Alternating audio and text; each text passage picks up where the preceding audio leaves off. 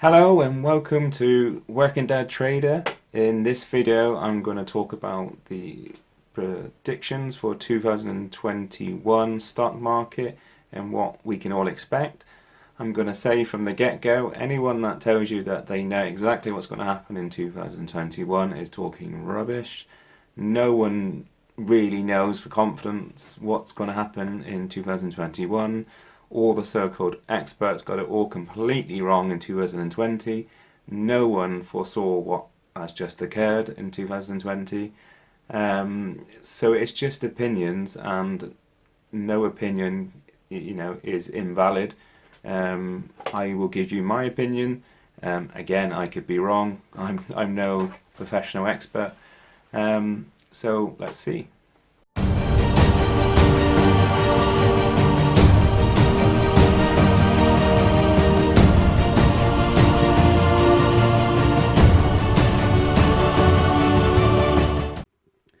So if we use the S&P 500 as a benchmark for 2021 and consider how that would perform and where that could go, there's a lot of split opinion out there. A lot of people are saying that it could crash next year and we're seeing a bear market.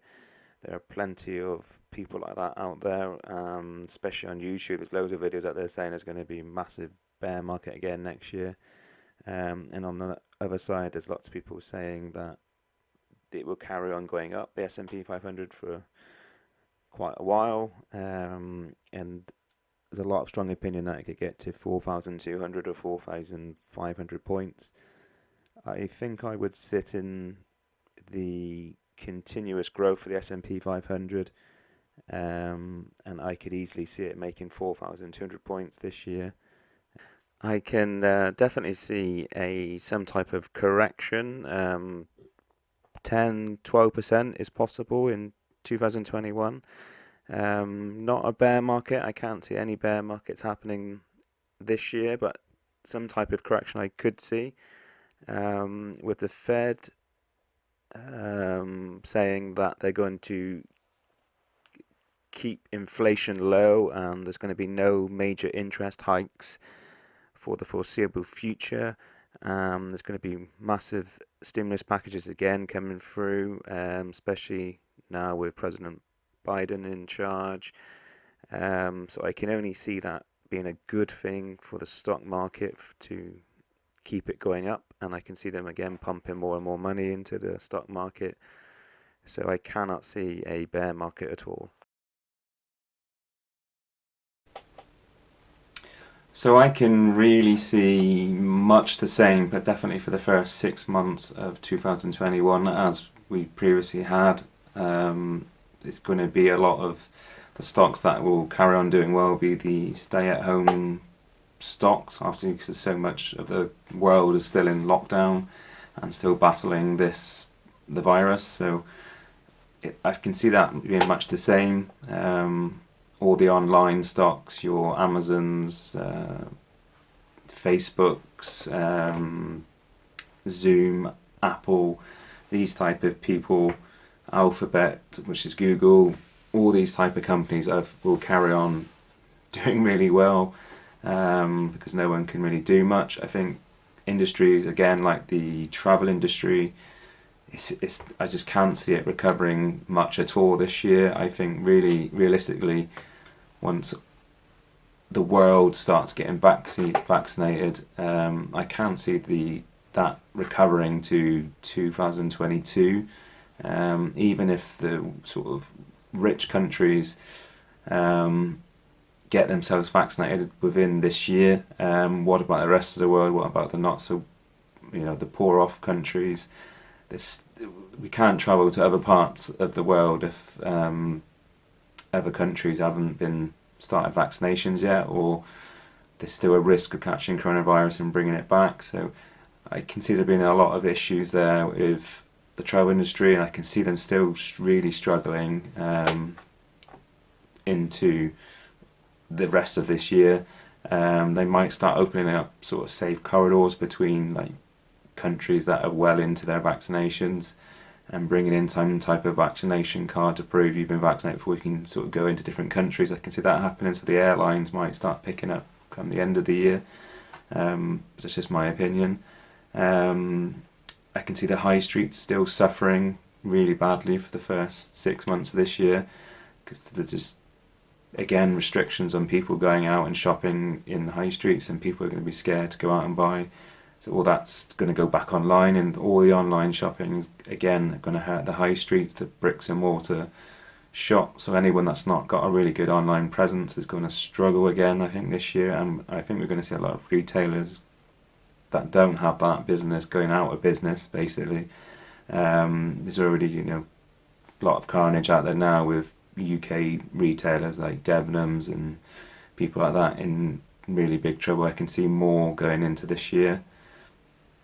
So I can see people like Amazon, Shopify, Boohoo, those type of people doing really, really well again, and profiting from people being stuck at home ordering online. Same with like possibly the delivery companies that deliver all these products are gonna do really well. So that would definitely be my take. I think for the first 6 months, I can't see much change, to be honest. I think we're going to stay in this sort of status quo for a bit longer yet, until things get sorted out a bit more. Obviously, with the stock market, it does look ahead. So the stock market always generally looks 6 to 9 months ahead. So you might see some things going earlier than the current situation, because they're already planning that in. But yeah, that's just my opinion. Any sort of company that's really environmental friendly, and especially sort of clean energy companies. If we look at the iShares Global Clean Energy ETF, I mean, that's 2020, it sort of boomed, and I can see that continuing. I'm already sort of got shares in companies like Canadian Solar, that produces obviously solar panels, and they're doing really well. It's going to be lots of sort of companies like that. I mean, another example, I'm not in this stock, but I mean, look at Plug Power, the hydrogen sort of cell battery type company. Again, they've had a fantastic uplift, and I can only see that type of company doing really well next year, especially with President Biden in the US. He's really getting behind climate change and that type of industry. So I can see that being really positive for 2021. The other one is obviously the electric car maker sector. As much as I've always said Tesla and NIO are overpriced, they keep on proving me wrong. All through 2020, they both proved me wrong. I mean, Tesla had a fantastic year last year, as did NIO. Like I say, I still think they're overpriced, but that is the future as electric car markets, and they've definitely got a good lead on everyone else. I think eventually other car makers will come into the market and catch up. But we wait and see on that. I would sooner look more towards the an ETF like the iShares Electric Vehicle ETF, just so that you've got more of a balance in the market, instead of sort of chasing Tesla or NIO stock, because like I say, I think they're already priced really high, and I just can't see me getting in on that at the moment. But I could be interested in getting on into sort of electric vehicle ETF, might be the better way forward. Another sector that you just can't ignore is China.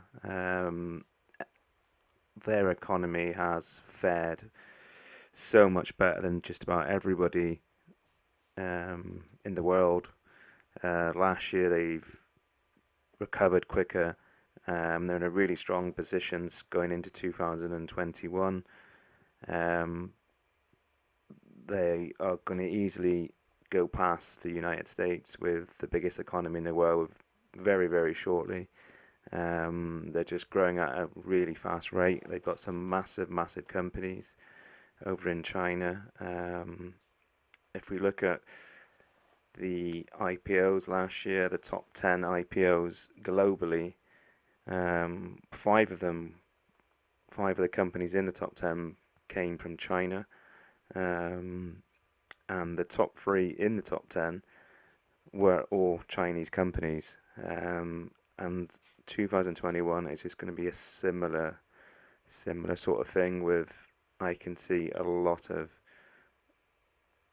new companies from China IPO in this year, 2021, and just dominating again a lot of the market, with a lot of new companies coming on board. And you just can't ignore that sector. I mean, like I say, there's just so far ahead of so many countries at the moment that you've got to be in on some of the China stocks. I think you just can't ignore it, even if it's an ETF. Okay, so that was my opinions for 2021. I hope you got something interesting out of that. And if you did like my video, then please remember to give me a like. It really helps my channel. And if you want to see more of my videos, obviously subscribe, and I'm going to produce more good stuff for you to see soon. Okay, take care.